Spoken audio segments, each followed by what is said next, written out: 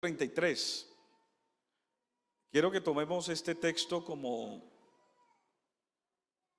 la base bíblica de nuestra enseñanza. Repito, Mateo capítulo 27, amén, y el verso 33.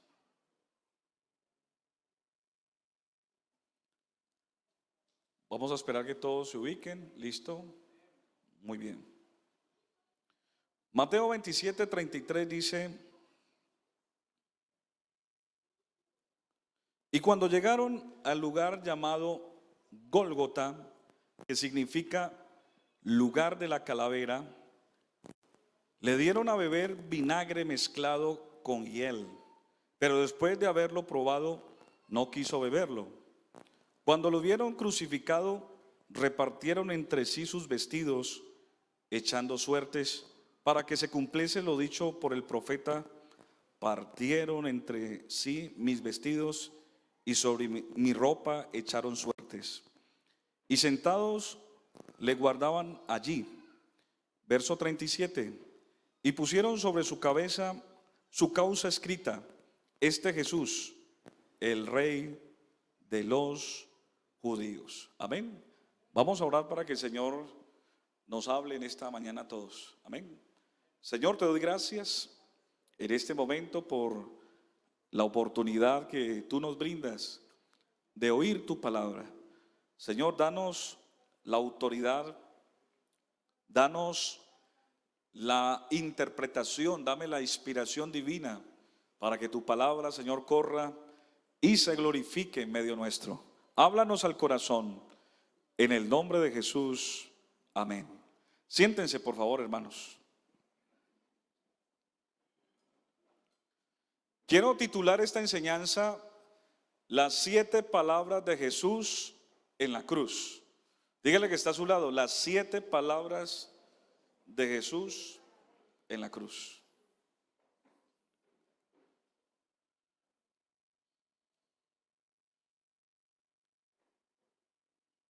Esta semana, que es considerada como la Semana Santa o la Semana Mayor para el mundo cristiano, sobre todo porque es una fecha que se conmemora solamente en algunos lugares, no en todos, y sobre todo la fe cristiana.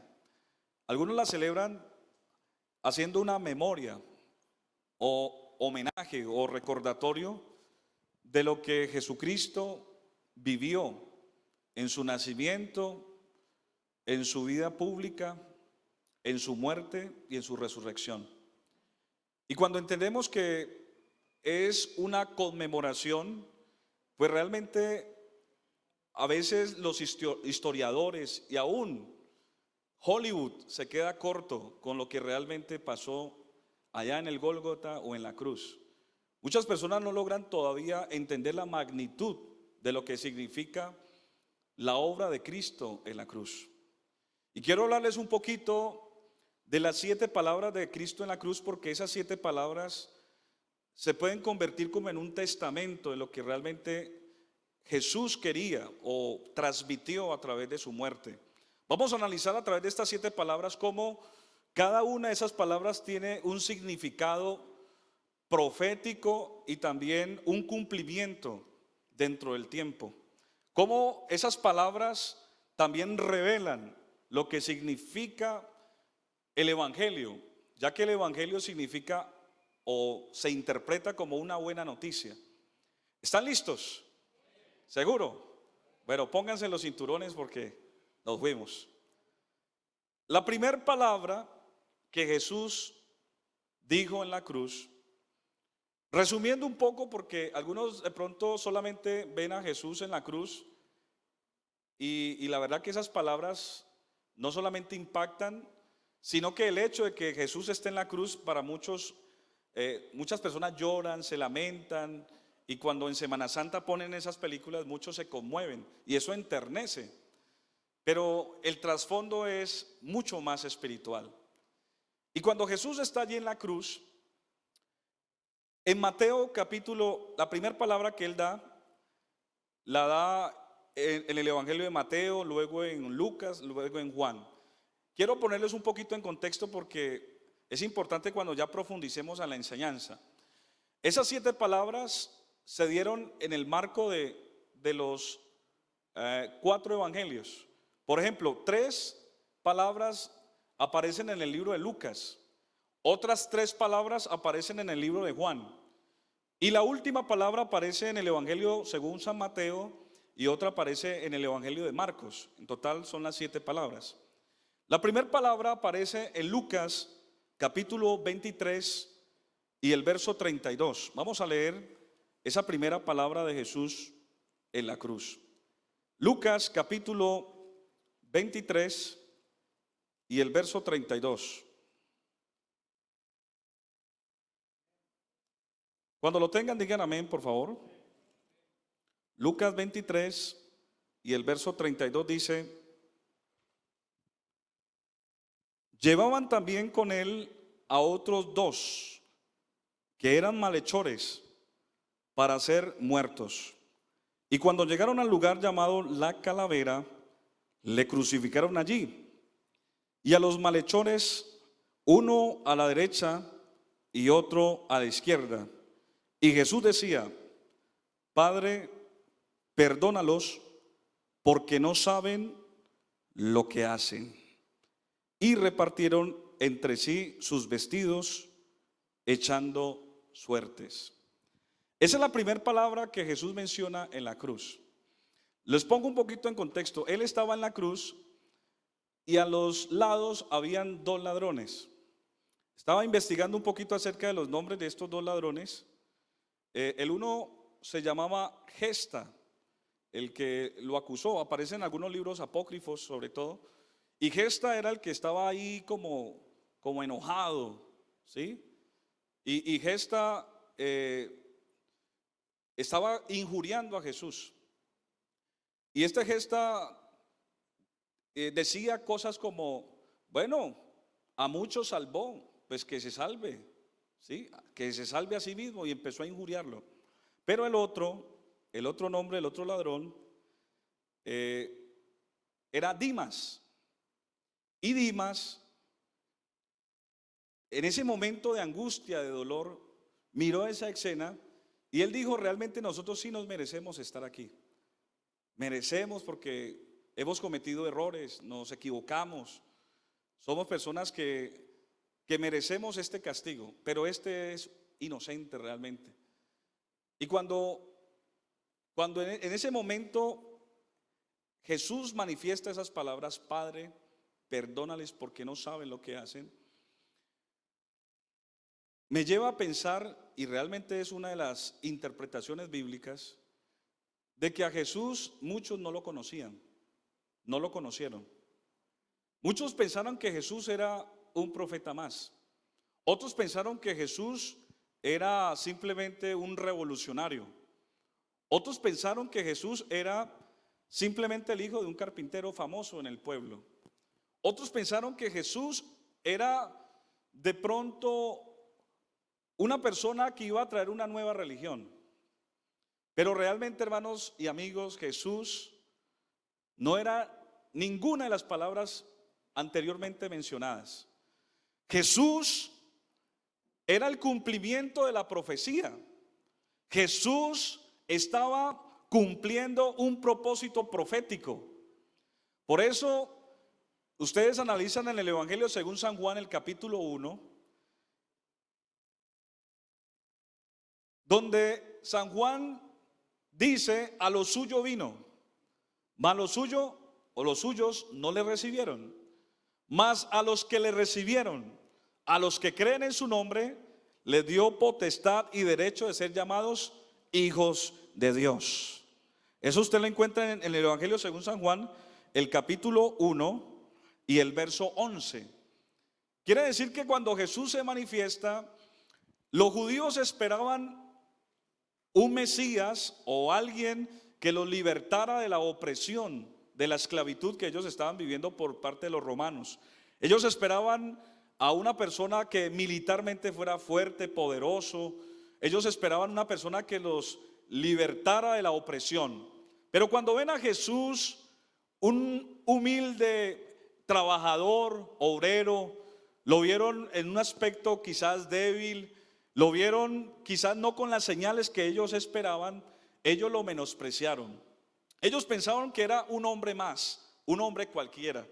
Pero hermanos, Jesús era la piedra que fue la piedra que desecharon los edificadores.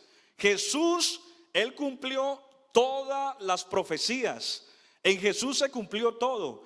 El Mesías que ellos esperaban, el Mesías que de pronto pensaban que era muy fuerte, resulta que ellos se equivocaron, porque el Señor ya había profetizado a través del profeta Isaías en el capítulo 9 y el verso 6 que Él iba a nacer de una virgen y que iba a nacer, y luego Isaías lo vio, en Isaías 53 lo vio que iba a padecer persecución, que lo iban a maltratar, que lo iban a castigar, que iban a escupirlo, que iban a lacerar sus espaldas, que iba a tener una cantidad de oprobios y que iba a ser un siervo de dolores. Isaías lo vio allí, lo vio crucificado, lo vio martirizado, pero los judíos no lo entendieron así. Ellos esperaron que Él entrara en un caballo percherón grande, poderoso, como un rey. Pero Jesús entró en un burro, en un pollino de asna. Y cuando la gente lo vio, algunos le decían Hosana, Hosana, algunos como que, ay, pobrecitos, sí, está bien. Pero lo menospreciaron. Pero estimados hermanos, el menosprecio, el que no aceptaran a Jesús, ya estaba escrito, ya estaba escrito. Miren lo que dice Primera de Corintios, el capítulo 2, y desde el versículo, creo que no estoy mal, desde el 6, el apóstol Pablo habla acerca de lo que pasó con Jesús. Él dice que, sin embargo, hablamos sabiduría entre los que han alcanzado madurez, y no sabiduría de este siglo, ni de los príncipes de este siglo que perecen, sino que hablamos sabiduría de misterio oculta, la cual Dios predestinó desde antes de la fundación del mundo, la que ninguno de los príncipes de este siglo conoció, porque si la hubiesen conocido, nunca habrían crucificado al Señor de gloria. Antes bien, como está escrito, cosa que ojo no vio, ni oído yo, ni ha subido al pensamiento humano, es la que Dios ha revelado a los que le aman, y Él nos la reveló a nosotros por el Espíritu. ¿Cuántos se alegran por eso? Jesús era el cumplimiento de la profecía. Era el Cordero de Dios que quita el pecado del mundo. Jesús era aquel que todos los profetas querían conocerlo. Miren lo que dice Primera de Pedro, el capítulo 1 y el verso 10. Los profetas que profetizaron de la gracia destinada a vosotros inquirieron y diligentemente indagaron acerca de esta salvación, escudriñando qué persona y qué tiempo indicaba el Espíritu de Cristo que estaba en ellos, el cual anunciaba de antemano los sufrimientos de Cristo y las glorias que vendrían tras ellos. Verso 12. A estos se les reveló que no para sí mismos, sino para nosotros administraban las cosas que ahora os son anunciadas por los que han predicado el Evangelio por el Espíritu Santo enviado del cielo, cosas en las cuales anhelan mirar los ángeles. El hecho de saber de que Jesucristo era la manifestación de Dios en carne, que Cristo es el Mesías, el Salvador del mundo. Hermano, esto fue un misterio, ¿sabían ustedes? Esto fue un misterio. Isaías, Jeremías, todos ellos quisieron conocerlo, verlo, pero a ellos no se les reveló.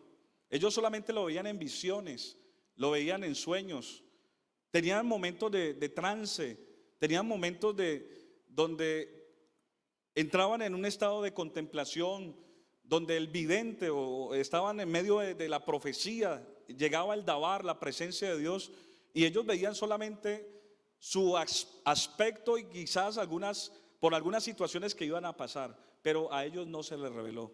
Por eso cuando Cristo se hace visible, presente, cuando la gente ve a Cristo, Él tuvo naturalmente un proceso normal. Él nació, tuvo un principio, porque aquí es donde muchas personas se confunden pensando que Cristo es otra persona o es alguien diferente a Dios.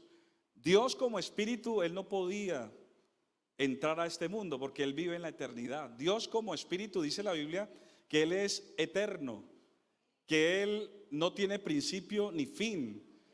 Él es incorpóreo, no tiene cuerpo. Él es asexual, es decir, no tiene sexo, ni hombre, ni mujer, ni nada. Él es un espíritu, y un espíritu es invisible, no se ve. Pero para Dios meterse en la tierra, en el tiempo, tenía que tomar un cuerpo. Y al entrar aquí a la tierra, tenía que tomar una apariencia, tenía que tener una figura como nosotros. Por eso dice la Biblia que el Espíritu Santo halló sombra sobre María. Y de un momento a otro María, que fue la mujer escogida, de un momento a otro su vientre empezó a crecer. Y ella, escuchen esto, si están aquí conmigo, hermanos, allá atrás, si están aquí conmigo. Resulta que María de un momento a otro quedó embarazada. Y ella no había tenido relaciones sexuales con José.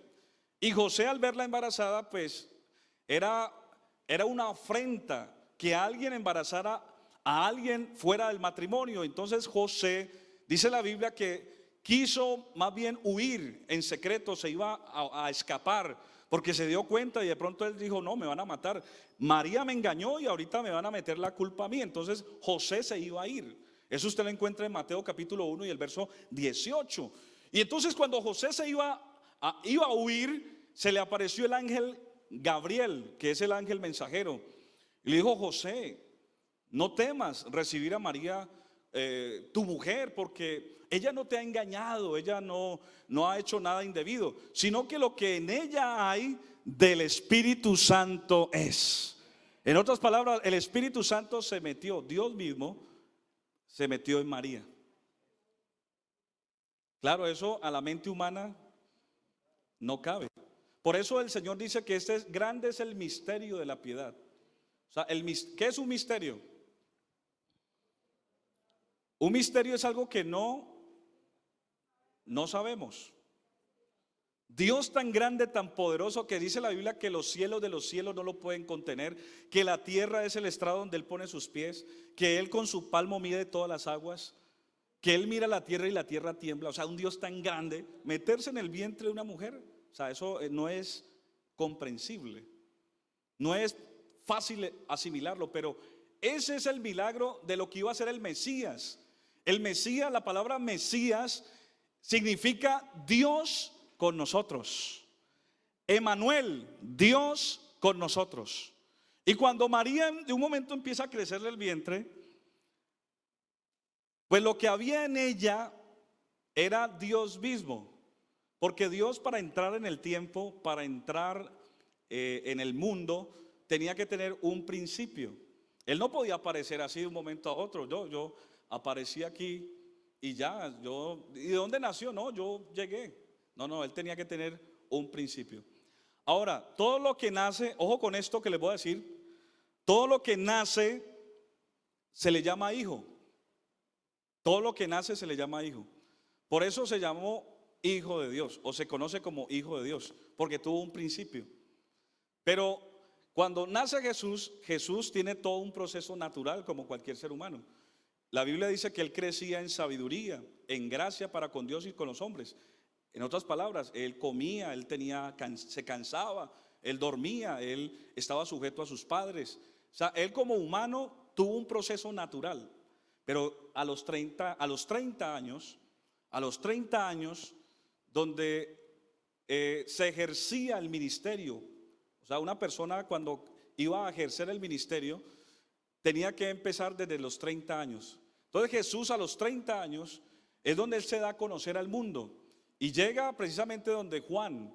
Y Juan está bautizando en el río Jordán. Y Juan era un profeta que yo siempre lo digo así, Juan era como el jefe de campaña de Jesús, el que le estaba haciendo publicidad. Porque Juan decía: viene uno más poderoso que yo, el cual yo no soy digno ni siquiera de desatar la correa de su calzado. Él os bautizará con Espíritu Santo y fuego. Y la gente estaba a la expectativa, ¿quién será? ¿Quién será? Y Juan era bautizando en el Jordán, bautice y bautice. Y Juan y Jesús eran primos. De hecho, apenas se llevaban 6 meses de diferencia. Eran coterráneos, eran congéneres. Pero Juan no sabía que Jesús era el Mesías. Él lo veía como el primo más, el primito, seguramente. Y la relación entre los judíos es muy estrecha, de manera que se conocían, pero no sabía que era el Mesías. Entonces, mientras estaba bautizando, Juan tenía, dentro de la profecía, Juan tenía una señal. Y la señal que tenía Juan era: sobre quien veas descender el Espíritu Santo como paloma, ese es el Mesías. Entonces Juan estaba esperando eso. Quizás Juan estaba bautizando y miraba y no pasaba nada. Pero de un momento a otro, él mira a Jesús, que Jesús va hacia el Jordán, y cuando ve el aspecto de Jesús, de un momento a otro ve el Espíritu Santo como paloma. No que era el Espíritu Santo, era una señal para que Juan lo conociera. Y empezó una paloma, y esa paloma empezó ahí a mostrarse a la figura de Cristo, se puso arriba de Cristo. Y cuando Juan ve la paloma, se acuerda de la señal, y luego escucha una voz que dice: este es mi Hijo amado, en el cual tengo complacencia. En otras palabras, donde estoy sentado, donde mi presencia está en él. Cuando Juan lo vio así, vio la señal, escucha la voz, dijo: este es el Mesías. Y entonces, por primera vez, dice la Biblia que todos los profetas profetizaron hasta Juan, porque Juan fue el que lo dio a conocer al mundo. Juan dijo: he aquí el Cordero de Dios que quita el pecado del mundo. Amén. Este es él. Este es el que todos los profetas profetizaban. Esta es la manifestación que esperábamos. Dios hecho hombre, Dios habitando entre nosotros, el Emmanuel. Este era el que nosotros esperábamos. Y por eso Jesús en muchas ocasiones dijo: Abraham vuestro padre deseó ver mi día, y proféticamente lo vio y se gozó. Él, cuando vio que empezaron a rechazarlo, empezaron a menospreciarlo, él, dice la Biblia, que en un momento miró el templo y se sintió nostálgico y dijo: Jerusalén, Jerusalén, tú que matas y apedreas a los que te son enviados, ¿cuántas veces quise juntarte como las gallinas juntan a sus polluelos, pero ustedes no quisieron? En otras palabras, ustedes me están rechazando a mí, y por rechazarme, he aquí ustedes serán pisoteados y maltratados por los gentiles, por no haber conocido el día de su visitación. Y eso históricamente se cumplió. Empezó una persecución contra los judíos de una forma sistemática. En el año 70, Tito Vespasiano sitió Jerusalén, los persiguió, mató a una cantidad de judíos. Las cruzadas, el holocausto nazi, Hitler, y cómo los judíos han sido dispersados, fueron dispersados por todo el mundo, hasta que en 1948 la ONU declaró república a Israel, donde ya proféticamente se está dando un cumplimiento también, porque aunque Israel ahora ya es una nación y que Dios la restauró después de la dispersión, también Israel en este momento, escuchen, en este momento Israel no acepta a Cristo. Israel no quiere saber nada. Israel, dicen, los judíos dicen: Jesús fue un profeta más, Jesús fue una persona más, pero no le aceptaron, no le conocieron. Pero hermano, usted y yo en esta mañana sí le conocemos y sabemos de que Jesucristo es el Salvador del mundo. ¿Cuántos se alegran por eso? Miren lo que Pablo le dijo a Timoteo. Miren lo que Pablo le dijo a Timoteo, que es algo que hace parte precisamente de este gran misterio que muchas personas a veces no entienden. En 2 de Timoteo capítulo 3, Segunda de Timoteo, capítulo 3.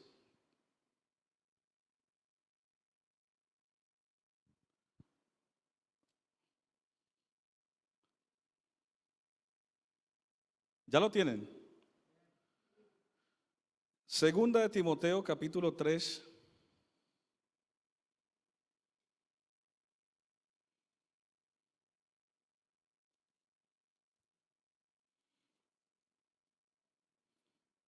Perdón, primera de Timoteo capítulo 3. Amén. Y el verso 16 dice, e indiscutiblemente, ¿qué es indiscutible? Que no se puede discutir. E indiscutiblemente grande es que el misterio de qué? De la piedad. Dios fue manifestado ¿qué? En carne, justificado en el Espíritu, visto de los ángeles, predicado a los gentiles, creído en el mundo, ¿y qué más? Y recibido arriba en gloria. Amén. Por eso esa primer palabra de Jesús traduce todo esto, hermanos. Traduce de que conocer a Cristo es una revelación. Conocer a Cristo es algo glorioso. Mire, ahora también hay que entender el amor de Dios. Si los judíos hubieran aceptado a Cristo, nosotros no hubiésemos alcanzado la salvación. Pero el que Israel lo hubiese desechado, la gracia llegó a nosotros. Eso es lo que dice Romanos, el capítulo 11. Vamos a leer Romanos, el capítulo 11 y el verso 25. Romanos 11, 25 dice, porque no quiero, hermanos, que ignoréis este misterio, para que no seáis arrogantes en cuanto a vosotros mismos, que os ha acontecido a Israel endurecimiento en parte, hasta que haya entrado la plenitud de los gentiles.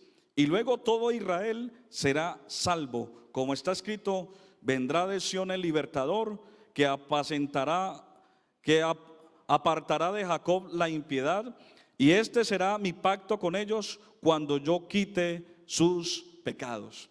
Quiere decir, hermano Luis, que la dureza de Israel, el Israel no aceptar a Cristo, se abrió una puerta para nosotros, los gentiles, y conocer a Cristo. ¿Usted no se alegra por eso, hermanos? Se abrió una puerta para nosotros. Pero llegará un momento que la puerta se va a cerrar para los gentiles y el Señor se volverá a su pueblo. El Señor se volverá al pueblo de Israel, que en este momento no cree en Él, pero Él los va a perdonar y los va a ayudar. La segunda palabra de Jesús en la cruz la encontramos en Lucas capítulo 23 y el verso 39. Lucas capítulo 23 y el verso 39.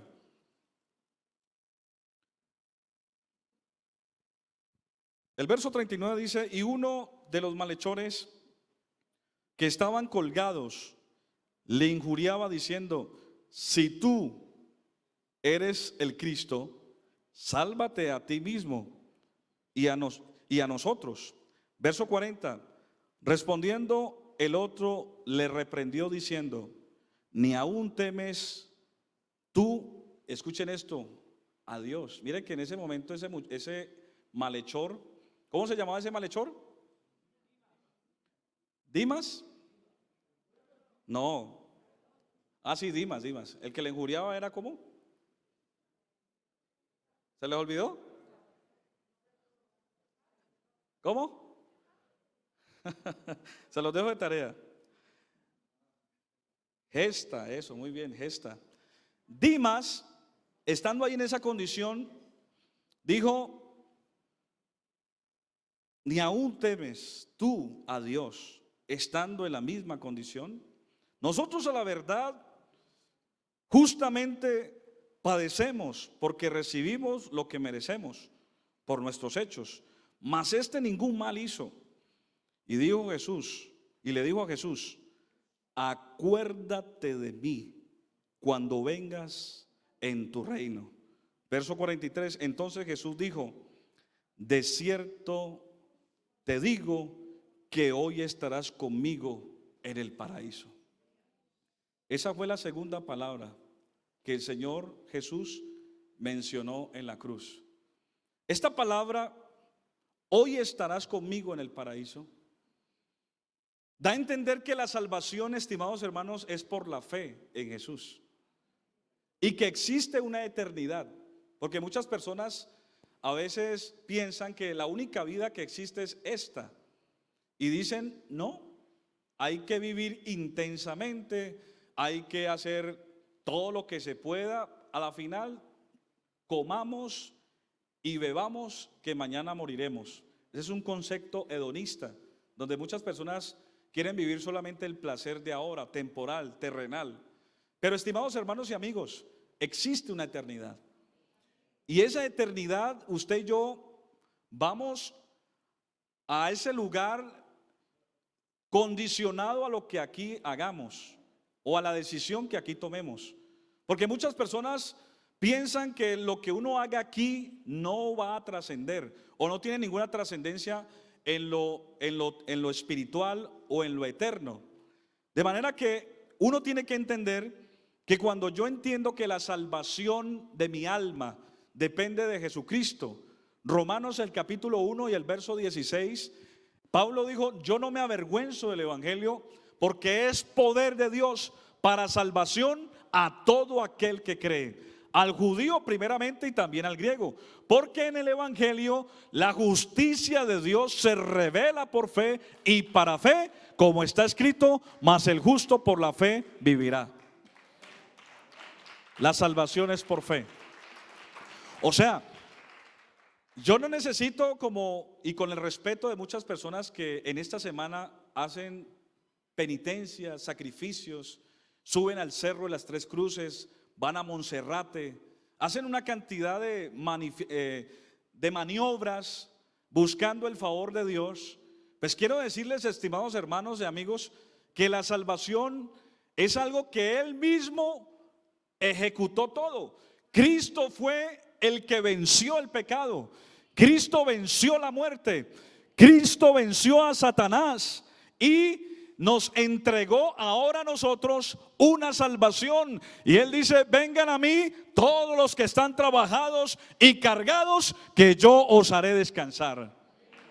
De este dan testimonio todos los profetas, que los que en Él creyeran recibirán perdón de pecados en su nombre. Solamente en Cristo hay salvación.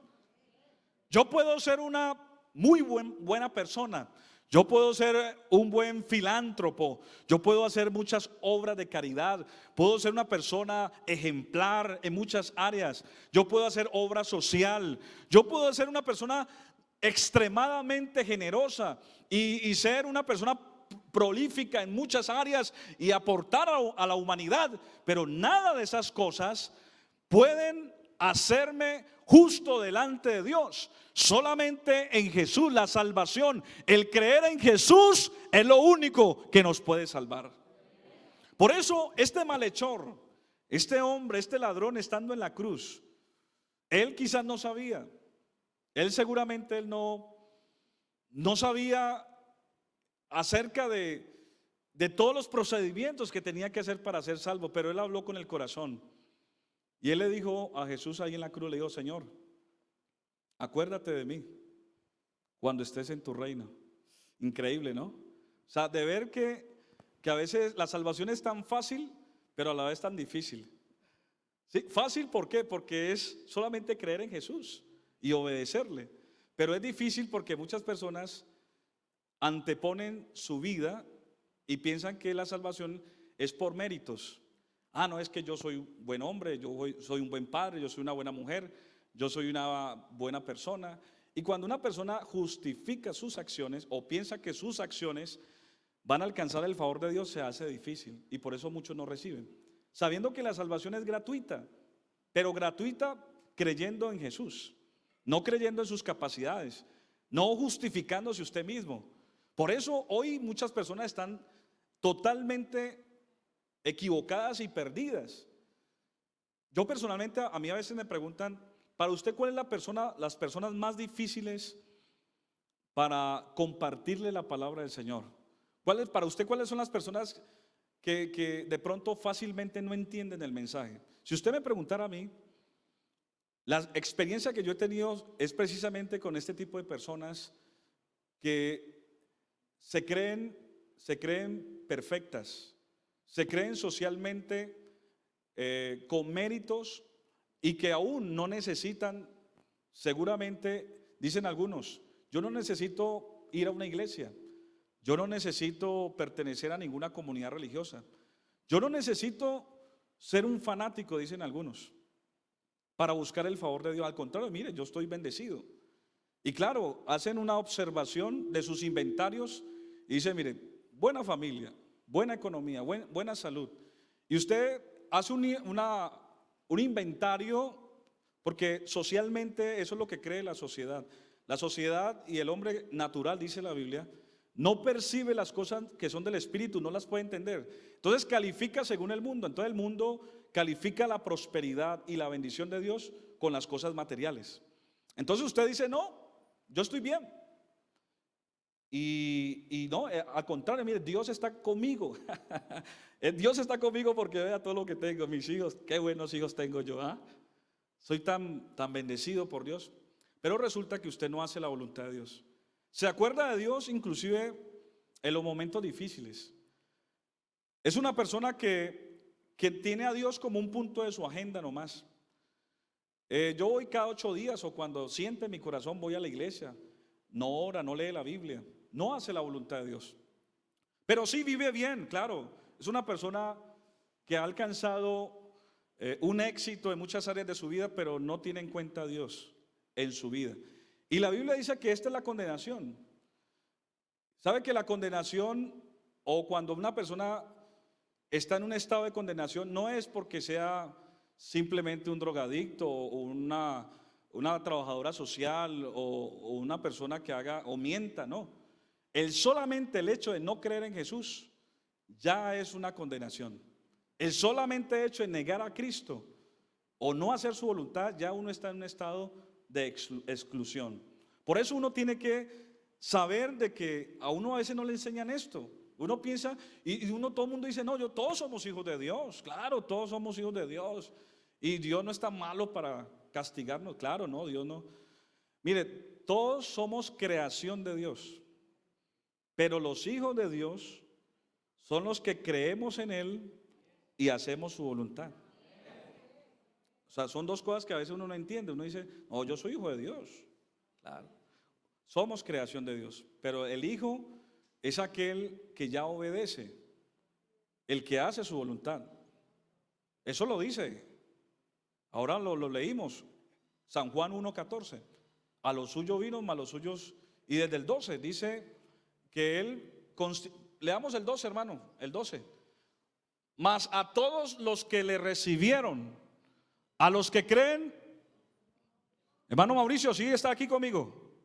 Dice, mas a todos los que le recibieron, a los que creen en su nombre, les dio ¿qué? Potestad. ¿Qué es potestad? Derecho de ser hechos hijos de Dios.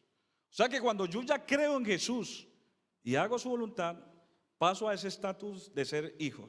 ¿Cuántos dicen gloria a Dios? Por eso, cuando el ladrón dice, Señor, acuérdate de mí cuando estés en tu reino, Jesús le dice hoy, ya hoy, a partir de hoy. Mire que es interesante saber de que en ese momento ese hombre no se bautizó, ese hombre no hizo un curso de teología, no asistió ni a ningún culto y el Señor lo salvó. ¿Por qué lo salvó? Por fe, por fe.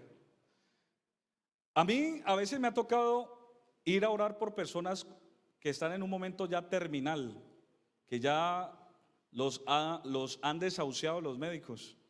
Y ya en ese momento terminal donde son conscientes, algunos familiares a veces les llaman a uno y le dicen, hermano, es que tengo un familiar que está en la clínica, ya está en las últimas, tiene pocas horas, pero quiere entregar su vida a Cristo. Bueno, yo personalmente lo he hecho, he ido. Y algunos me ha pasado, he tenido personas ahí en el lecho, en la clínica, donde he hecho la oración y se han muerto de una, pum, se murieron. Entonces los familiares empiezan a cuestionarlo a uno, pastor, y entonces él se va a salvar, ella se va a salvar, si ya hizo la oración de fe, ya se va a salvar.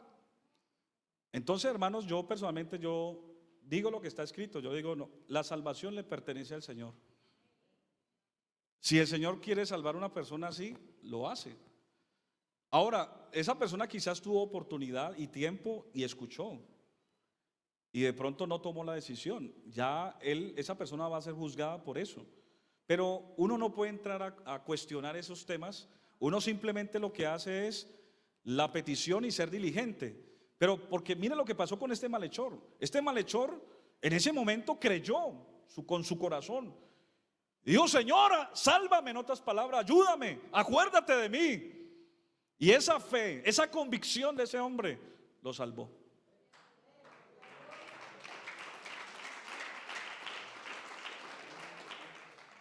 La tercera palabra de Jesús en la cruz la encontramos en el Evangelio según San Juan, capítulo 19 y el verso 25. San Juan, capítulo 19 y el verso 25. Dice la palabra del Señor: estaban junto a la cruz de Jesús su madre y la hermana de su madre, María, mujer de Cleofás, y María Magdalena, y también estaba María Magdalena. Verso 26. Cuando vio Jesús a su madre y al discípulo a quien él amaba, que estaba presente, o sea, era Juan, dijo a su madre: mujer, he ahí tu hijo. Después dijo al discípulo: he allí tu madre. Y desde aquella hora el discípulo la recibió en su casa. Esa parte, hermanos, es conmovedora y a veces, como para entenderla, uno diría, pero ¿qué pasó allí? ¿Qué estaba pasando ahí? ¿Por qué Jesús llama a Juan y lo pone como responsable de la mamá de María? Y le dice: hijo, he ahí a tu madre. Madre, he ahí a tu hijo. Resulta, hermanos, que Jesús vino no solamente a restaurarnos del pecado, a liberarnos, sino también a entender que tenemos que honrar a nuestras familias. Tenemos que honrar a nuestros padres, tenemos que honrar a nuestros hijos y honrar todo. El primer ministerio que nosotros tenemos en la vida, el primer ministerio es la familia. ¿Sabían ustedes? A veces nosotros somos heraldos para muchos, y a veces usted es una gran persona y es una persona que ayuda, que favorece a otros, y a veces su familia, usted no se preocupa por su familia. Usted es muy formal y muy generoso con los de afuera, pero con los de adentro no. A veces usted es una persona carismática y hace reír a todo el mundo y no hace reír a su esposa. Antes llegas como bravo a la casa y quiere que le rindan pleitesía y no honra. A veces usted es una persona que se esfuerza para hacer otras cosas, pero en su casa no se esfuerza. Y resulta que la palabra del Señor recomienda de que nosotros tenemos que proveer, que tenemos que ser cuidadores de nuestras familias. Miren lo que dice Pablo a Timoteo. Vamos a leer 1 Timoteo 5. Primera de Timoteo capítulo 5 y el verso 8. Porque si alguno no provee para los suyos, y mayormente para los de su casa, ha negado la fe y es peor que un incrédulo. David, cuando yo conozco a Jesús, Jesús me enseña primero de que yo tengo que vivir para Él, que yo tengo que honrarlo a Él, que yo tengo que recibir su amor. Ese es el principal mandamiento: amarás al Señor tu Dios con toda tu alma, con todas tus fuerzas, con toda tu mente. toda tu mente. Y el segundo es, amarás al prójimo como a ti mismo. Yo no puedo amar a otro si yo no aprendo a amar a Dios. Yo tengo que aprender a amar a Dios. Y cuando Juan estaba allí en la cruz, Juan en ese momento estaba tan conmovido. Juan sabía que se estaba yendo su maestro. Pero el Señor lo que le da a entender es, mira, ya entiendo que tú me amas, es suficiente, ya me lo demostraste. Tú me acompañaste en este proceso, ya tú tienes la revelación. Tú estás aquí ya entiendes y has recibido lo que yo te di. De hecho, Juan era uno de los que se recostaba en el pecho del Señor. Era el menorcito, el que estaba en todo lugar. La mayoría de las revelaciones más profundas que usted encuentra en el Evangelio, los encuentra con Juan. De hecho, el Evangelio de Juan es el evangelio sinóptico, diferente a los otros, porque, los tres evangelios son sinópticos, es decir, Marcos, Lucas y Juan. Mateo, Marcos, Lucas, pero Juan es el único evangelio diferente porque Juan tuvo unas revelaciones mucho más intensas con Jesús. Y cuando Jesús lo ve allí, le dice, mira Juan, ahora tu segunda etapa, tu proceso ahora es que tienes que cuidar a tu familia, tienes que cuidar a tu madre, porque Jesús tuvo más hermanos, dice la Biblia, tuvo hermanas y hermanos, y él ya entendió que su ministerio ahí en adelante no solamente era predicar el evangelio, sino también cuidar de su familia. Qué interesante esto, ¿verdad, hermanos? Que a veces muchos nos ocupamos tanto en la iglesia y claro, estamos haciendo la voluntad de Dios y qué bueno servirle al Señor, pero descuidamos a nuestra familia. O también nos vamos al extremo, queremos cuidar a la familia y nos olvidamos de Dios. Creo yo que tenemos que tener un equilibrio. Y dentro de ese equilibrio es donde Dios quiere bendecirnos. Porque a veces somos personas que nos vamos al extremo.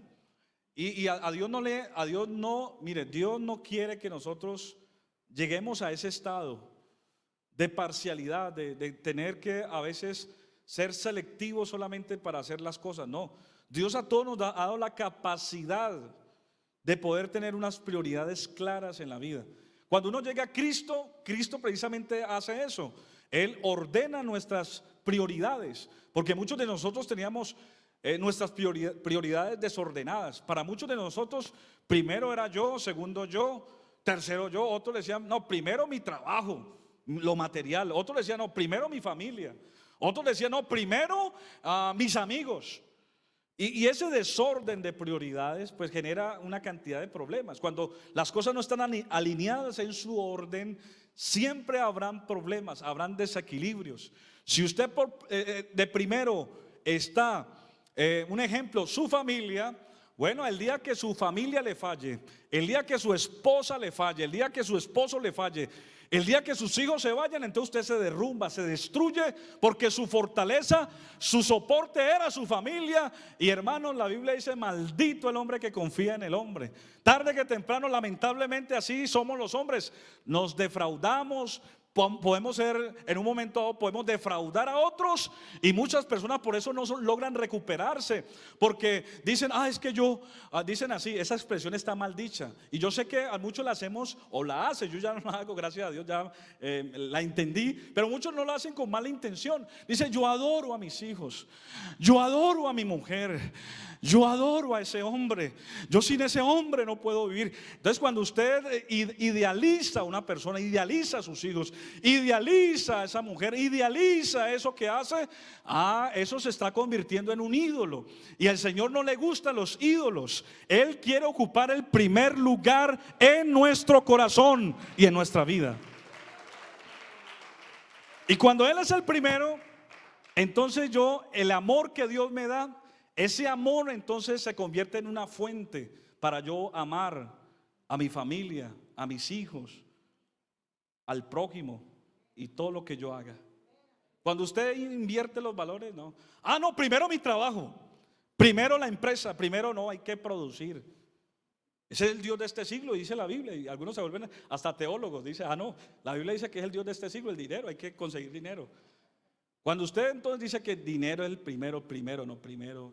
Ahora, a veces uno no lo dice, hay personas que no lo dicen, materialista yo no soy, dice, no, materialista no.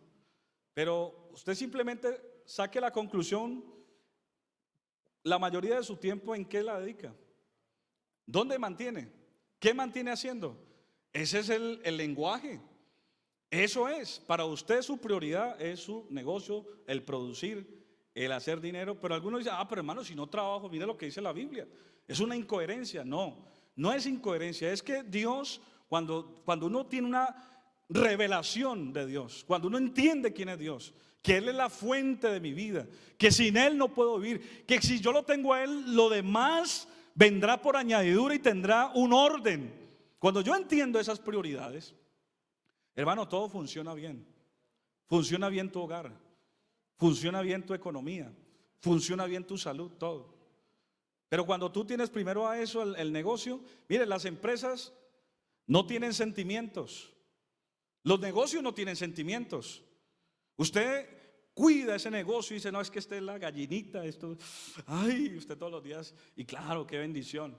Pero el día que usted se enferme, la empresa le dice, señor fulano de tal, vea, gracias, aquí está su liquidación, si es que alcanza una liquidación, aquí lo liquidamos.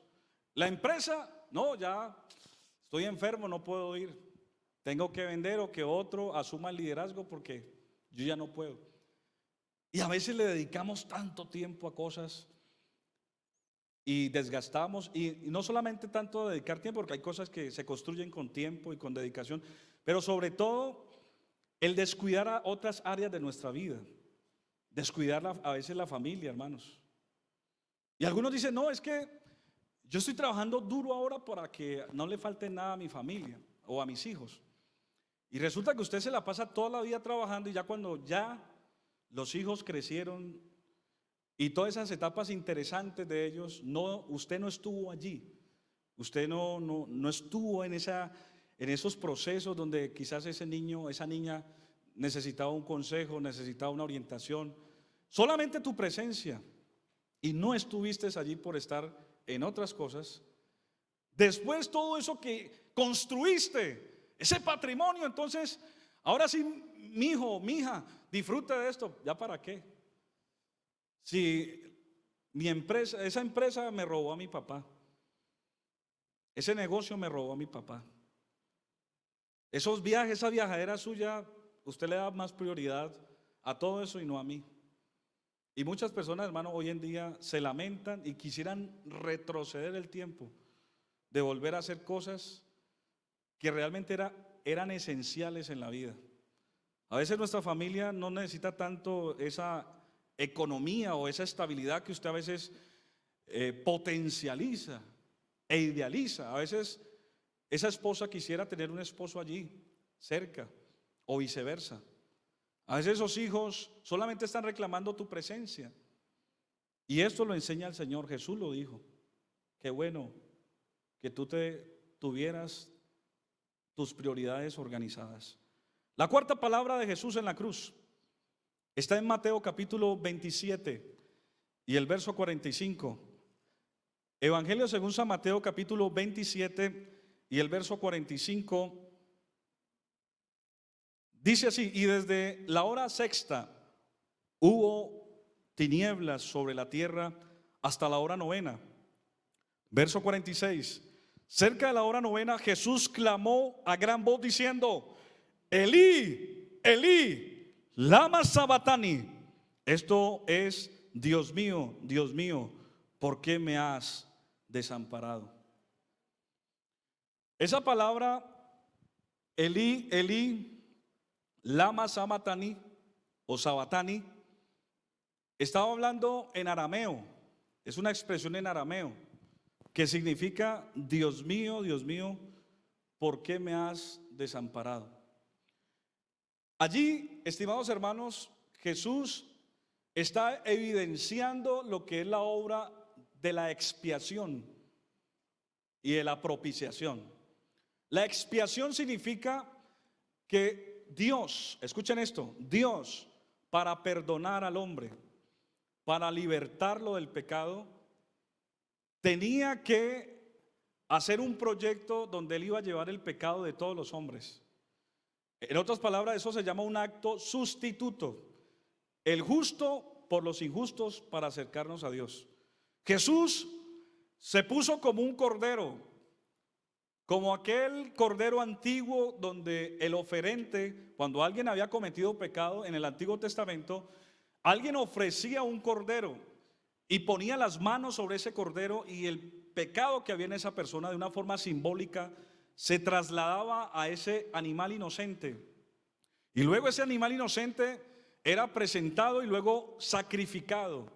Y esa sangre era un símbolo de tapar o mitigar el pecado, porque en ese tiempo, en el Antiguo Testamento, el pecado no era perdonado, sino tapado o apaciguado. Ahora Jesús es tipo de ese cordero. Él es el cordero de Dios que quita el pecado del mundo. Entonces Él se presentó como una ofrenda para expiar nuestros pecados.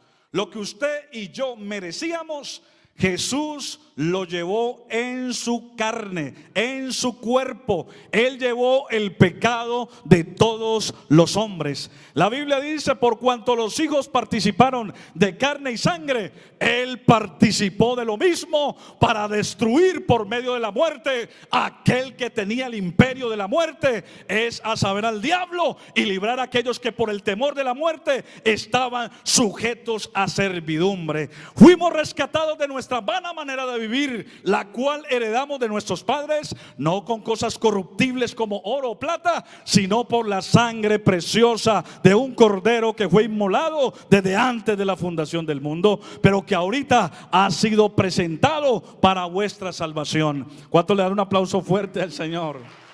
Él es el cordero que quita el pecado del mundo.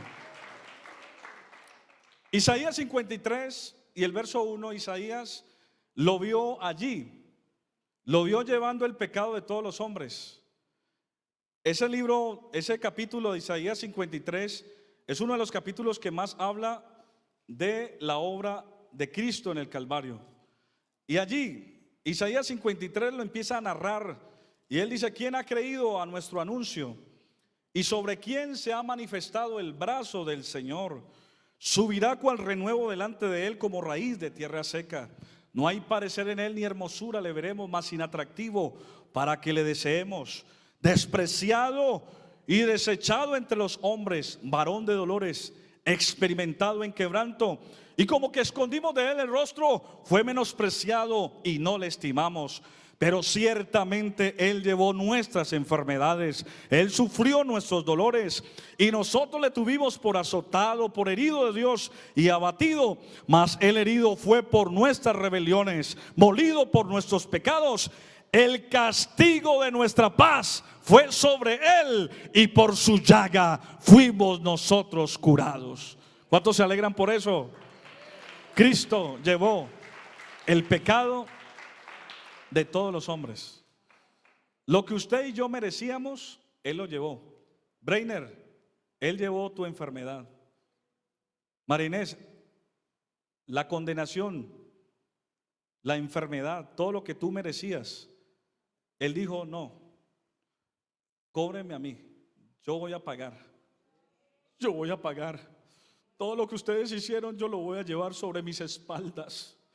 Por eso Cristo es ese cuerpo. Él estuvo ahí como una raíz de tierra seca, así lo describe el profeta, como una raíz, porque, hermano, todo el pecado, la culpa, el castigo de nuestra paz, el Señor, por eso, Él ahí en la cruz, ese cuerpo, Él lo ofreció, y Él mismo, amén, satisfizo la justicia divina, porque ninguno de los hombres pudo hacer la voluntad de Dios perfecta.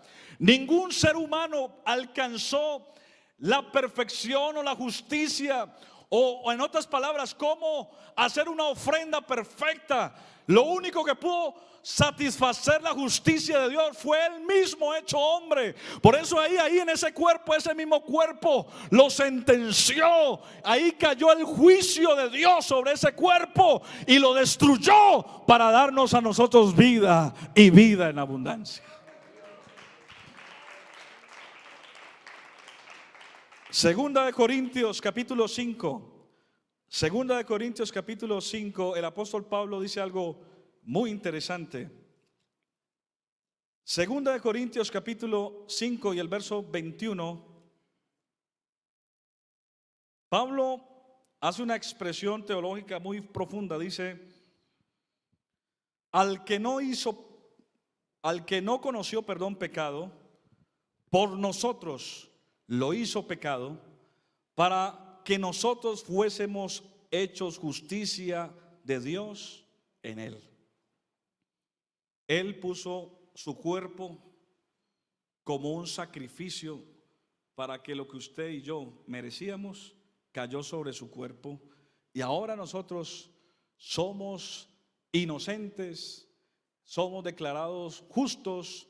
Él nos ha justificado por esa resurrección que hizo en la cruz, en el Calvario. ¿Cuántos dicen gloria a Dios?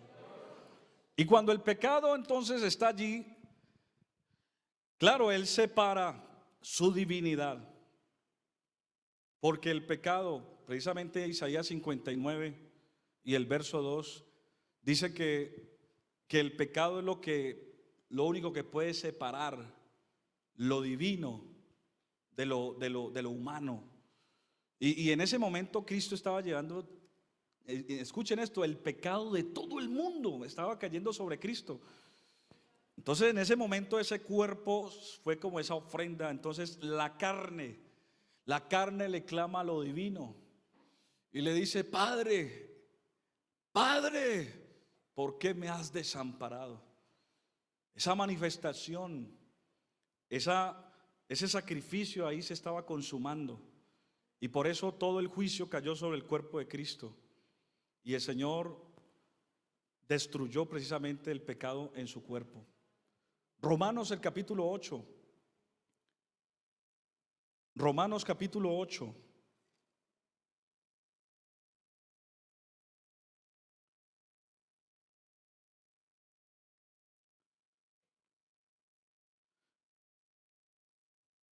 Y el verso 1 dice: ahora pues ninguna condenación hay para los que están en Cristo Jesús, los que no andan conforme a la carne, sino conforme al Espíritu. Porque la ley del Espíritu de vida en Cristo Jesús me ha librado de la ley del pecado y de la muerte. Porque lo que era imposible por la ley, por cuanto era débil por la carne, Dios, enviando a su Hijo en semejanza de carne, de pecado, y a causa del pecado, condenó al pecado en la carne, para que la justicia de la ley se cumpliese en nosotros, que no andamos conforme a la carne, sino conforme al Espíritu. ¿Sí está claro eso ahí? Claro, Cristo, Dios hecho hombre, mire, Jesús era 100% hombre y 100% Dios. 100% hombre porque Él se cansaba, Él comía, Él dormía, Él manifestaba sus emociones. Pero era 100% Dios. Cuando usted lo ve reflejado en todas sus acciones. Él lloró por Lázaro como humano, pero como Dios lo resucitó. Como hombre sintió miedo en el mar, pero como Dios lo reprendió y caminó sobre el mar. Él como hombre sintió hambre, pero como Dios multiplicó los panes y los peces. Es decir que, y Pablo lo dice a los Colosenses, dice: en él habita corporalmente toda la plenitud de la divinidad. Colosenses 2:9. En él habita corporalmente toda la plenitud. Pero allí, en ese momento, el pecado estaba entrando en el cuerpo de Cristo, y el Señor lo ofrece como esa ofrenda perfecta para redimirnos de nuestros pecados. Amén. Y Él ser justicia para todos aquellos que en Él confían. ¿Cuántos dicen gloria a Dios? Amén. Y voy terminando. San Juan capítulo, la quinta palabra de Jesús está en San Juan 19. San Juan 19:28. San Juan 19:28 dice: después de esto, sabiendo Jesús que ya todo estaba consumado, dijo, para que la escritura se cumpliese: tengo sed. Esa es la quinta palabra, tengo sed. Jesús estaba deshidratado en ese momento. Él estaba totalmente deshidratado porque pues había pasado mucho tiempo allí, se había desangrado, y dice que le dieron a beber vinagre. Era una costumbre para que de pronto sintiera un poco de calma frente al dolor. Era una forma de anestesia artesanal. Pero ahí se estaba cumpliendo lo que dice el Salmo 22. El Salmo 22 es el salmo del sufrimiento y de la angustia que vivió nuestro Señor Jesucristo. En el Salmo 22 y en el verso, yo creo que lo podemos leer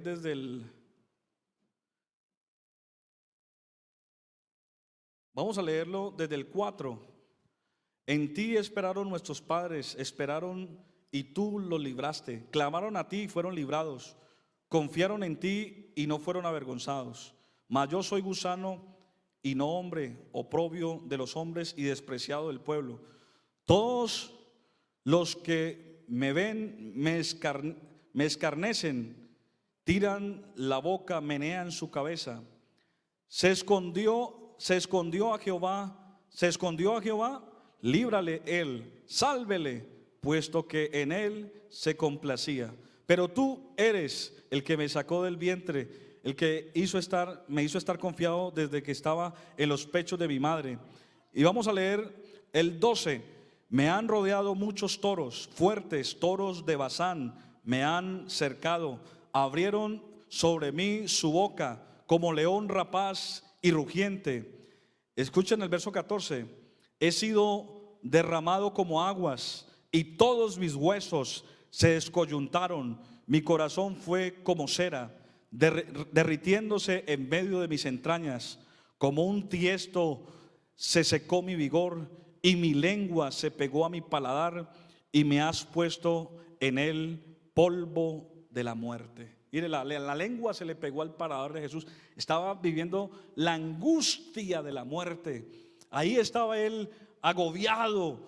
Ahí estaba, imagínense hermanos, cómo lo maltrataron, cómo lo escupieron, lo hicieron un espectáculo público. Algunos meneaban la cabeza y decían: si tú eres Dios, bájate de esa cruz, a muchos salvaste, sálvate a ti mismo. Y lo injuriaban, se burlaban de él.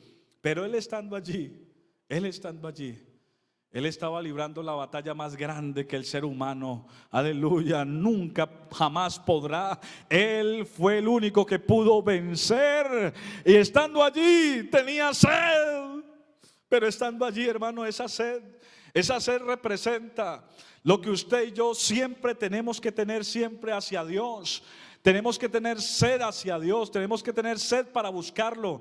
El Salmo 42:1 dice: como el ciervo brama por las corrientes de las aguas, así clama por ti, oh Dios, el alma mía. Mi alma tiene sed de un Dios vivo. Hermano, la sed es algo que usted y yo siempre tenemos que tener. Amén. Cuando usted no sienta sed de Dios, préstele atención, preocúpese, porque todo el tiempo la sed es una manifestación de dependencia de Dios. La sed es una dependencia absoluta de Dios. El Señor Jesucristo dijo en el gran último día de la fiesta, dijo: si alguno tiene sed, venga a mí y beba. Si alguno cree en mí, como dice la Escritura, de su interior correrán ríos de agua viva. Esto habló del Espíritu Santo que iba a manifestar. Hermano, cuando usted y yo sentimos sed de Dios, Dios nos da, Dios nos bendice, Dios te sacia, Él nos sacia, porque Él es la fuente inagotable de vida. ¿Cuánto le dan un aplauso fuerte a Él? Tengo sed, tengo sed. Lucas, la sexta palabra está en San Juan, precisamente Juan, la sexta palabra, San Juan capítulo 19 y el verso 29. San Juan 19 y el verso 29. Y estaba allí una vasija llena de vinagre. Entonces ellos empaparon en vinagre una esponja y poniéndole era un hisopo, y se lo acercaron a la boca. Verso 30. Cuando Jesús hubo tomado el vinagre, dijo: consumado es. Y habiendo inclinado la cabeza, entregó el Espíritu. La palabra consumado es, significa hecho está, obra terminada. En ese momento el Señor dijo una expresión en arameo: tetelesía, tetelesía, que significa consumado es, hecho está, ya terminé mi obra, ya he llevado el pecado de los hombres, ya he hecho la obra que ustedes no pudieron hacer. Ahora yo tengo el poder. Ahora el pecado, todo el pecado no será un problema para ustedes. Yo he llevado toda la carga del mundo. Ahora soy aquel que puedo librar a los hombres de su máxima desgracia, como es el pecado. Por eso, estimados hermanos, en Cristo se consumió todo. En Cristo se cumplió todas las profecías. De Él dan testimonio todos los profetas, hermanos, que Él iba a ser el siervo de dolores, que iba a llevar el pecado de todo el mundo. Por eso, cuando usted y yo creemos en Jesús, hemos creído en el autor de la vida, en el Salvador del mundo. Y cuando Jesús estaba en la cruz, Él dijo: consumado es. Y cuando dijo consumado es, el velo del templo se rasgó de arriba a abajo, indicando que se abría un camino nuevo y vivo a través del velo de su carne. Quiere decir que usted y yo ahora tenemos acceso directo ante su presencia.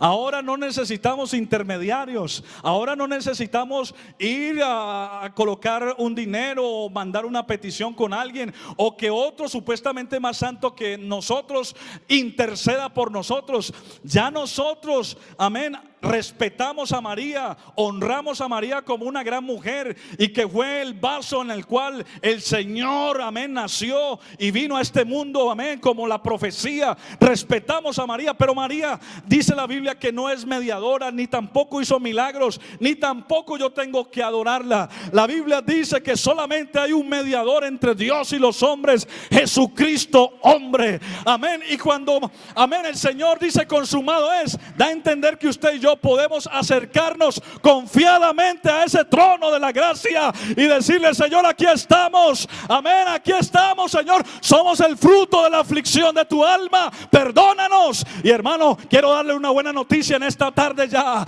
Cuando ese camino se abrió, ahora directamente el Señor escucha nuestras oraciones, amén. El Señor envía su gracia, porque los ojos del Señor están sobre los justos y atentos sus oídos al clamor de ellos. El Espíritu Santo, hermano, amén, fue la evidencia de que ese camino se abrió. Amén. El día de Pentecostés estaban todos unánimes juntos, y de repente vino un estruendo recio, amén, el cual soplaba y llenó todo el lugar donde estaban, y empezaron a hablar en nuevas lenguas según el Espíritu les daba que hablase. Y cuando el Espíritu Santo cayó, amén, todos se burlaban y decían: ellos están borrachos. Pero Pedro, lleno del Espíritu Santo, dijo: ellos no están borrachos como ustedes creen. Esto lo dicho por el profeta, amén, cuando dijo: en los postreros días, dice el Señor, derramaría de su Espíritu Santo sobre toda carne, sobre nuestros hijos, sobre los que están lejos. Y por cuanto nuestro Dios llamare el Espíritu Santo, ahora usted y yo lo podemos recibir. ¿Sabe por qué? Porque Él abrió un camino nuevo y vivo a través del velo de su carne. Por eso mire cómo se siente el Espíritu Santo. Mire el Espíritu Santo. Si está sintiendo el Espíritu Santo, amén. Ese Espíritu Santo es lo que es. Aleluya, amén. Aleluya. Sentimos su presencia. Hoy yo siento aquí una unción muy poderosa, hermano. Yo siento algo especial. Oh, gracias, Señor, por haber abierto ese camino. Ahora podemos sentir su presencia. Ahora podemos entrar a su presencia. Oh, hermano, yo siento algo especial. Hermano, qué privilegio. Qué proyecto de Dios tan poderoso. Hermano, ahora podemos entrar ante su presencia. Usted puede decirle: Señor, aquí estoy. Usted puede presentarle su vida, su familia al Señor. Ahora hay un camino, Él abrió un camino nuevo. Aleluya. Y quiero terminar con la séptima palabra de Jesús. Y es esta que está aquí en el Evangelio según San Lucas, capítulo 23, verso 44. Lucas 23, 44. Dice: cuando era la hora sexta, hubo tinieblas sobre la tierra hasta la hora novena, y el sol se oscureció, y el velo del templo se rasgó por la mitad. Entonces Jesús, clamando a gran voz, dijo: Padre, en tus manos encomiendo mi espíritu. Hermanos, hay muchas teorías conspiradoras acerca de quién mató a Jesús. Unos dicen que fueron los judíos. Otros dicen no, la culpabilidad fue de Pilato. Otros dicen no, Jesús realmente no murió. Jesús simplemente, todo eso fue una conspiración y él realmente no murió en la cruz, sino que sufrió un desmayo. Y hay una cantidad, de hecho, la ciencia, algunos investigadores, y esto es un tema que a través de muchos años han querido detallar y sacar una hipótesis de quién mató a Jesús. Pero hermanos, aunque ellos hayan participado como instrumentos frente a la muerte de Jesús, miren lo que Jesús mismo dijo acerca de su muerte. Miren, vamos a leer San Juan 10, 18. San Juan 10, 18. San Juan 10, 18 dice Jesús mismo: nadie, vamos a leerlo desde el 16. Tampoco tengo, dice, también tengo otras ovejas que no son de este redil. Aquellas también debo traer, o sea, nosotros, y oirán mi voz. Y habrá un rebaño y un pastor. Por eso me ama el Padre, porque yo pongo mi vida. Escuchen esto, dice que Él pone su vida. ¿Para qué? Para volverla a tomar.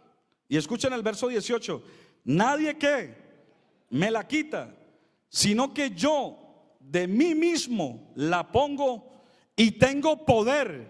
¿Para qué? Para ponerla. Y tengo poder ¿para qué? Para volverla a tomar. Este mandamiento recibí de mi Padre. O sea que si Cristo estando en la cruz, Él podía decir no, solamente un ángel. Él podía decir a Miguel, que es el ángel militar de Dios, le había podido decir: Miguel, venga, ayúdeme. Y solamente Miguel destruye todo ese imperio. ¿Sí o no? ¿Ustedes creen que Jesús estaba ahí como indefenso, como que ay, yo soy la víctima y no puedo hacer nada? ¿Ustedes creen que Jesús estaba allí de una forma constreñida? No. Jesús estaba allí voluntariamente, porque Él estaba cumpliendo toda justicia, una obra especial. Si Cristo se hubiera bajado de la cruz, usted y yo no seríamos salvos, no estaríamos aquí. Pero Él estando en la cruz, por eso Él se quedó ahí, soportó la muerte. Él fue obediente hasta la muerte, y muerte de cruz. Amén. Él dijo: nadie me quita la vida. Yo tengo poder para ponerla y tengo poder para quitarla. A mí nadie me la puede arrebatar. Por eso, cuando a Jesús lo bajan de la cruz, lo llevan a un sepulcro, y colocaron una piedra gigante, porque precisamente la teoría conspiradora era que se iban a robar el cuerpo de Jesús. Entonces ellos se aseguraron y dijeron: no queremos tener problemas, no queremos que ellos se roben el cuerpo y después digan que resucitó. Por eso le colocaron un soldado romano para que custodiase la piedra. Y estando allá el cuerpo, amén, la Biblia dice, escuchen esto, hermano, que muchas personas a veces no entienden qué pasó en la cruz o qué pasó en el sepulcro. Estando en el sepulcro, llegó el espíritu de la muerte, y el espíritu de la muerte tenía un poder legal sobre los pecadores. La Biblia dice: la paga del pecado es muerte. La muerte tenía poder sobre los pecadores. Por eso cuando la muerte se fue a llevar el cuerpo de Cristo y no encontró ningún pecado, no encontró ninguna mancha, no encontró ninguna desobediencia, no encontró nada que tuviese un poder, amén, o una justificación para llevárselo, dice la Biblia: suelto los dolores de la muerte, por cuanto era imposible que la muerte lo pudiese retener. Se levantó al tercer día y digo: toda potestad me es dada en el cielo y en la tierra, y tengo las llaves del infierno y de la muerte. Amén. Amén. Cristo resucitó con poder. Y por eso hoy somos el fruto de esa victoria. Si Cristo no hubiese resucitado, vana sería nuestra fe. Seríamos los más dignos de conmiseración, de lástima, y estaríamos en pecado, y estaríamos aquí perdiendo el tiempo, y esto sería un show más. Pero Cristo resucitó. Cuando usted va a Jerusalén y va a la tumba de Jesús, hay una inscripción que dice: no está aquí, ha resucitado. Ha resucitado. El mundo hoy celebra que Él hoy va a resucitar, pero hermano, Él ya resucitó hace 2000 años y resucitó en nuestros corazones, y ahora está aquí en el poder de su Santo Espíritu. ¿Cuántos lo sienten en esta mañana? Y yo quiero invitar a los músicos que vengan, porque quiero orar para despedir este culto. Y quiero que estén en pie un momento. Dígale esta mañana al Señor, o tarde ya. Dígale: Señor, gracias por haber resucitado. Dígale: Señor, gracias porque tú cumpliste toda justicia. Levante su mano mientras los músicos me ayudan a cantar esta canción. Dígale: Señor, gracias porque tú eres el Cordero de Dios que quita el pecado del mundo. Gracias, Señor, porque yo no te conocía. Hermano, de tal manera amó Dios a este mundo que dio a su Hijo unigénito, para que todo aquel que en Él crea no se pierda, mas tenga vida eterna. Porque el Señor no vino a condenar el mundo, sino que el mundo fuera salvo por Él. Ahora la salvación es gratuita. Ahora la salvación está abierta para todos los hombres. Que usted le diga si alguien quiere entregar su vida a Cristo, dígale: Señor, yo quiero entregar mi vida. Yo quiero entregar mi vida a ti. Él te puede perdonar en esta tarde. Él puede limpiarte. Mientras cantamos, usted puede arrepentirse allí si no ha tomado la decisión. Dígale: Señor, gracias. Gracias porque tú eres el Cordero de Dios que quita el pecado del mundo. Aleluya. Aleluya. Gracias, Señor. Me has tomado en tus brazos. Dile: Señor, gracias. Y me has dado salvación. Dile: Señor, gracias. De tu amor has derramado. Gracias. En mi corazón. Señor, gracias.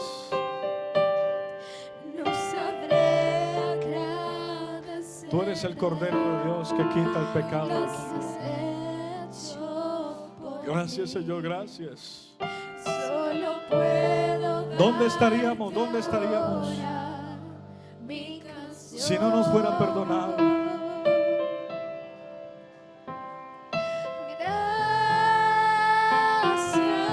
Gracias. Gracias. Gracias, Señor. Gracias, Señor, gracias. Gracias, mi Señor. Gracias, mi Señor. Jesús. Tú eres el Cordero de Dios que quita el pecado del mundo. Gracias. Gracias. Muchas gracias, Señor. Habla con Él, dile gracias, Señor. Gracias, mi Gracias por esa obra en la cruz. Dile, Señor, gracias por esa obra en la cruz. En la cruz diste tu vida. En la cruz diste tu vida. Lo entregaste todo allí, Lo Señor. entregaste todo allí. Vida eterna regalaste. Vida eterna Al morir. regalaste al morir. Oh, Señor, por tu sangre tengo entrada Por tu sangre tengo entrada a tu presencia, oh Dios. ante el trono celestial. Podemos entrar confiadamente Puedo entrar confiadamente ante ti, Señor. ante ti. Oh, gracias, gracias, gracias. Gracias. Gracias. Gracias, Cristo. Gracias, Señor. Tú eres el Salvador del mundo. Gracias, mi Mayormente los que Señor Jesús. Gracias, gracias, Cristo, gracias. Gracias. Gracias. Gracias, Cristo. Gracias, Señor. Amén. Gracias, mi Señor. Gracias. Jesús. Levante todas sus manos en esta tarde. Dígale, Señor, gracias por esa obra que hiciste en el Calvario. Dígale, Señor, gracias porque ahora entiendo que tú viniste a salvarnos, que entregaste tu vida. Señor, nadie tiene este amor para con su prójimo. Seguramente uno hace favores y puede ayudar a alguien, pero difícilmente uno muere. Difícilmente uno muere por otra persona. Pero tú, Señor, en esto muestras tu amor, que aún siendo pecadores, Cristo murió por nosotros. Señor, siendo enemigos tuyos, siendo malvados, no haciendo tu voluntad, tú entregaste tu vida por nosotros. Por eso en esta tarde te damos la gloria, te damos la alabanza y queremos seguir, Señor, sirviéndote. Queremos hacer lo mejor para ti, Señor. Señor, tú no merecías, amén, todo ese maltrato. Tú no tenías necesidad de venir a morir en una cruz, pero lo hiciste por amor, lo hiciste por nosotros.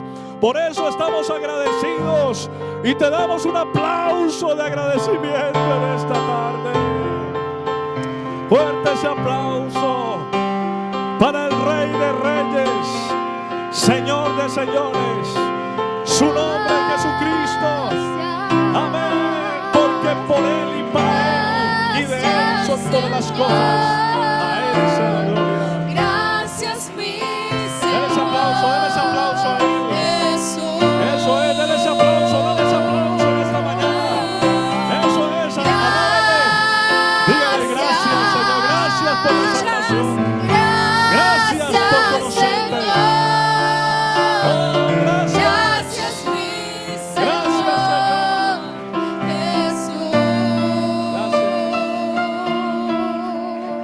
Amén, gloria al Señor. Una alabanza para nuestro Dios. Vamos a darle gracias a Dios por este culto, hermanos. Vamos a decirle, Señor, gracias, porque nos recuerdas algo importante. Mira, hermano, a veces uno no valora la enseñanza. Hay personas que no saben esto, hermano, y que quisieran entenderlo, hermano, pero a veces no se lo enseñan así. No se lo enseñan así. Muchas personas a veces buscan una iglesia por tradición, pero no entienden. Y usted y yo entendemos. Y tenemos que disfrutar la palabra. De pronto me extendí un poquito, hermano, pero no es habitual. Yo normalmente, usted sabe que predico un poco corto, pero hermano, ese es un tema importantísimo, hermano. Ese es el tema central de la Biblia, ¿sabían ustedes? Ese es el tema central de la Biblia. Por eso, hermano, qué bueno que le digamos, Señor, gracias por entender este tema, entender todo lo que tú hiciste por mí. Porque a veces uno piensa que uno desconoce todo esto que Dios hizo por mí. Uno a veces piensa que solamente la familia o los amigos lo han favorecido, pero es Dios el que te ha favorecido a ti. Dios mismo pensó en ti, pensó en mí. Qué bueno darle gracias a Dios en esta tarde, ¿verdad? A ver, un agradecido que inicie esta oración y así quedamos despedidos. Señor, gracias. Gracias. Gracias, Señor. No hay más palabras para expresarte, Señor. Gracias.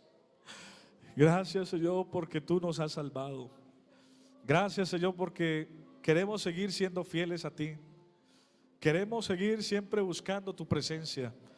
Ayúdanos a perseverar, a seguir fieles y ser coherentes y corresponderte a este llamado que tú has hecho en entregar tu vida por nosotros. Ayúdanos y despídenos en paz. Guárdanos de regreso a nuestro lugar de origen, en el nombre de Jesús. Amén. Un abrazo para todos, hermanos. Dios les bendiga. Que la pasen muy bien. La paz de Cristo. Amén.